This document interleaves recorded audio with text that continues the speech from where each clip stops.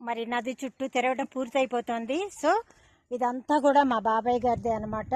So మరి ఎంతోమంది ఆస్తిపరులు సంపన్నులు ఉన్నా కూడా మనకి హెల్ప్ చేయాలనేది ఏమీ లేదు. వాళ్ళని మనం అడగలేకపోవచ్చు, అది వేరే విషయము. సో మనం ఎవరిని అడగాలనుకుంటామో వాళ్ళనే అడుగుతాము, అందరినీ అడగలేం కదా.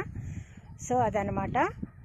ఎవరికైనా నేను అదే చెప్తున్నాను, ఎవరికైతే ఊపిరాడని సమస్య ప్రాబ్లం ఉందో దానికి తగ్గ జ్ఞానాన్ని పొందాలి. ఆధ్యాత్మికవేత్తలకి, పండితులకి, పెద్దవాళ్ళకి మనము చెప్పుకోవాలి, ప్రకృతికి చెప్పుకోవాలి. తప్పకుండా మనకి హెల్ప్ అయితే దొరుకుతుంది, సందేహించద్దు.